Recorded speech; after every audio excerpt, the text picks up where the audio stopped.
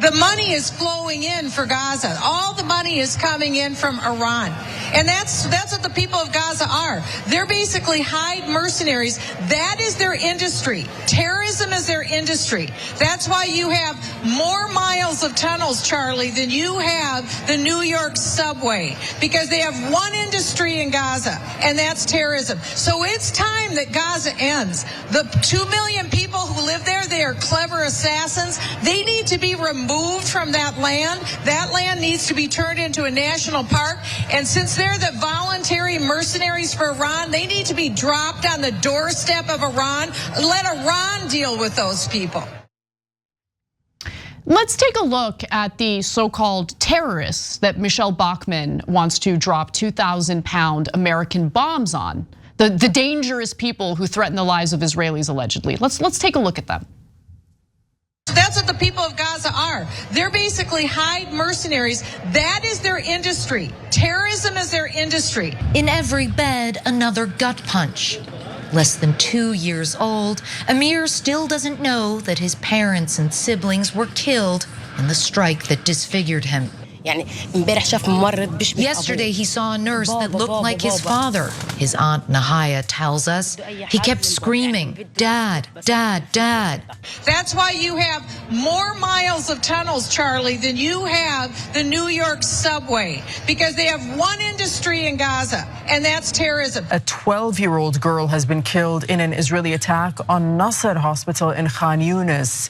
Dunya Abu Mohsen died when a shell hit the pediatric ward where she and several other children were sheltering. She had already lost her family and her leg in a missile attack on their house. And last month, she told Al Jazeera about her hopes and dreams. I hope to be a doctor to help people. Now my life is changing. They have gone. We are alone now without them. I was connected to this life because I was very much connected to my mother, father, and siblings who died. But I must continue despite the fact that I will never forget them. So it's time that Gaza ends. The 2 million people who live there, they are clever assassins. They need to be removed from that land. That land needs to be turned into a national park. I'm still in this nightmare. I haven't woke up yet. In Florida, Iyad Abu Shaban can't bear the unimaginable loss. That's my cousin, his son. 3 generations gone in a single day. Back-to-back airstrikes, the family says, in Gaza, killing 42 relatives, the youngest just 3 months old. And it's not just Palestinians, Arabs in Gaza that are dealing with the brunt of these aerial bombardments and the shelling and the shootings. It's also Christians who are losing their lives in the Gaza Strip as well. But when confronted about unarmed Christians in Gaza being shot and killed, here's how Israeli politician Yuri Edelstein responded. You heard our member of parliament, Layla Moran there, her relatives, 6 of them, targeted by Israeli army snipers in a church compound in Gaza. What on earth is going on? Well, that's the question to Layla, not to me. I think that I can only say that we as the Jewish people are used to blood libels. So to hear that Israeli snipers are targeting women on purpose and not letting them leave the church is something that reminds me usually the atmosphere in the Middle Ages before another holiday. Are you saying it's a lie? Are you saying it didn't happen? This is a flat lie, absolutely. No Israeli sniper ever purposely targeted any civilian, to say nothing about women. I want to be clear about something, and it goes beyond what we just heard. It applies to anyone who decides to use allegations, like nuclear level allegations of either anti-Semitism, racism, xenophobia, whatever, to shut conversation down. That's never gonna happen on this show. It's not gonna intimidate us. It's not gonna stop us from criticizing what we can see with our own 2 eyes, what we can hear, what we're dealing with literally on a daily basis as we research for stories like this. Okay, we're not going to abandon our own human senses because some guy is going to accuse us of being anti-Semitic because we are telling the truth about what's happening on the ground in Gaza. I'm just so sick of the weaponizing of identity to shut conversation down. Yeah, I mean, on the one hand, he says, oh, that's blood libel that you're saying we killed women and children, but you did kill 9,000 children. So is no one allowed to report that because you have this special immunity from ever, like, so because terrible things happened to Jews before, they can now do terrible things to other people ad infinitum for the rest of history, and you're never allowed to criticize it. That's an insane standard, okay? And guys, this isn't about Jewish people, it is about the right-wing zealots in charge of the Israeli government, okay? Right-wing zealots are always in favor of war, bloodshed, etc. So, and then the irony is, he says, because of terrible things like the Holocaust, etc., that have happened to Jews before, now you're not only not allowed to criticize us, but our officials, as we showed you earlier in the show, can call for genocide and ethnic cleansing and even saying wipe out all the Palestinians. And we're just allowed to say it and you're not allowed to criticize it. No, you missed the entire point of what never again was supposed to mean. And so it doesn't mean never again to me, but I'd love to do it to you. It doesn't mean that at all. It's supposed to mean never again to anyone, to anyone. And so if that offends you, that we are telling the truth, the absolute undeniable truth about what happened, the problem isn't us, the problem is you. Because you're so biased that you're like, no, my country, my identity can do anything it wants. We can murder anyone, we can do any act of terrorism, we can shoot those women in front of the church, we can butcher those children, but we are, not only can we do it, we're immune from criticism. No one is ever allowed to criticize us. We don't agree, sorry, don't agree. And you don't get to have your way just by stating it and bullying everyone. And if you think that the Israeli side has not bullied everyone in America for the last 40 years, you're being completely and utterly disingenuous. It's a preposterous thing to say. The minute you said that you support Palestinian rights in this country for the last 40 years, they would call you an anti-Semite instantly, and they is not Jewish people. They is the people in power, whether they're in media and politics, etc., for a variety of different reasons, including the evangelical Christians who most care about this issue because they want the death and destruction in the Middle East. So no, we do not obey your rules. We do not bow our head. We tell you the truth. You know what the Pope said about those two women who were shot and killed in front of the church? He said that it was an act of terrorism by Israel, because it is. Now, what are you gonna do? You're gonna call the Pope an anti-Semite? Probably. Of course you are. And you're gonna say he is the one that is at fault for telling things that are true about what we're doing.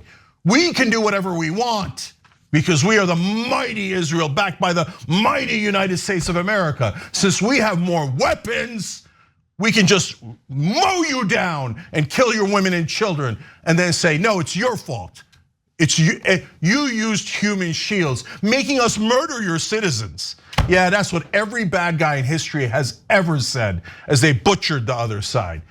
So no deal on any of this. You saw Michele Bachmann's horrible statements, and we showed you the reality of them. But these right-wingers, not based on religion or ethnicity, but these right-wingers that want more war and more bloodshed and more killing are always saying, oh yeah, turn it into glass. Oh yeah, kill them all. And they think that, oh yeah, by the way, I'm pro-life. Exactly, thank you for saying that. That's exactly where I was gonna land on this, because remember, Michele Bachmann is a fundamentalist Christian. And she will not hesitate to govern and control the bodies of women under the false pretense that she's trying to save human lives. In reality, I mean, you just heard her. She wants to level Gaza. She totally dehumanized the Palestinian population living in Gaza, including all of those kids. Remember, half the population in Gaza under the age of 18, minors. She doesn't give a damn about them. Yeah, look, she called for murdering the civilians there. You saw the tape yourself. That is a terrorist. Michele Bachmann is a terrorist supporting terrorism of murdering civilians. Yeah. And basically calling for genocide and maybe even worse. And so the people on the right do this all the time with no consequence at all. constantly doing it. Mark Regev the other day on Piers Morgan said it was funny that the IDF put my name on missiles that they were dropping on Palestinian civilians. I don't find it funny at all. I find it sick, and I think that Mark Regev is also a terrorist who says, yes, we should be allowed to murder their civilians because our civilians are worth 10 times, 20 times, 100 times their lives. That is literally what Israel is saying. Having now killed 20 times as many civilians as Hamas did. By the way, to argue that you're not a terrorist because all of the massive amount of murder that you have done is all accidental and collateral damage. No one believes you, and no one's buying your crap anymore about, oh no, if you criticize me, I'll smear you and I'll smear your reputation and try to ruin your career. Come for me, see how it turns out for you. You monsters, Regev, you love terrorism when Israel's doing it. Why don't you be honest for the first time in your life? Final thing that I have to mention because it's important. This is a headline from Newsweek. Michele Bachmann preaches end times prophecies on Steve Bannon's show. So Cenk, anyone who's watching who feels that saying anything critical of Israel is anti-Semitic, it's rhetoric against Jewish people. Can you please explain to them who Michele Bachmann really is and why she was preaching end times prophecies on Steve Bannon's show? What does she actually think about Jewish people? Okay, so the way that end times is, so she's evangelical Christian. She's a total nut job, but she was elected many times as a Republican and was a Republican leader. She once jumped out of the bushes at an LGBTQ event. She was hiding in the bushes to try to catch lesbians. She's a total lunatic. That Republican voters go, yes, what a wonderful lunatic on our side. Okay, so what does it mean, this end times prophecy? They think that if Israel is reconstituted, check, and they go on to do a series of predictions, not based on the Bible, but based on some lunatic books written in the 1970s in America, that if they destroy the Al-Aqsa Mosque, they take the West Bank and Gaza Strip, it'll start a gigantic war that'll lead to basically Armageddon, where almost all of us are murdered by their God, okay? And they look forward to this. And they say, oh, this is Jesus, our God. And they are not mainline Christians. They do not speak for the majority of Christians. But these lunatic fundamentalist evangelical Christians here in America, which are unfortunately a giant percentage of our population, that drive this war more than anyone else does. They think, I can't wait for their version of Jesus to come back and murder almost everyone, including every Jew in Israel. Who doesn't convert. Yes, yeah. And they say that you have to convert ahead of time. By the time Jesus comes back, if these Jews haven't converted already, well, obviously our Jesus is gonna kill them all. And they look forward to that. And you're saying that people on the other side are anti-Semitic? There's no one more anti-Semitic than anyone that believes in end times prophecy. You're the most anti-Semitic monsters rooting for a Holocaust of Jews and everyone else. That's who these sick fundamentalist evangelical Christians are. So, and then they have the audacity to turn around and say that we should murder more Palestinians because they're friends of Israel. And by the way, the pro-lifers, 9,000 dead kids. I thought you said you cared about kids. You were all liars. Every single evangelical Christian leader in America is a sick, disgusting liar. What happened to pro-life? 9,000 dead Palestinian babies, children. And what have you said, has one leader in America, in that community, said one word against Israel? Nope. All they've done is green light, yes, Israel, murder more children, right? Evangelical leaders, you sick pigs, you sick, disgusting human beings. Pro-life, you've never been pro-life. All you want to do is control women's bodies because you're pathetic. And you're like, oh man, I loved it when we controlled them. Oh, now these women get to do whatever they want. Let's pretend we care about babies. Oh, Israel's killing children? Who cares? Yeah, go get them. You're all genocidal wannabe lunatics. All those evangelical Christian leaders. Thanks for watching the video, guys. We also love it if you hit the join button below, because that makes you a member, and members allow us to be independent, honest. We can be as progressive as we want, no corporate media influence, and that's all because of you guys. We love doing the show with our members. Hit the join button, become one of the Young Turks.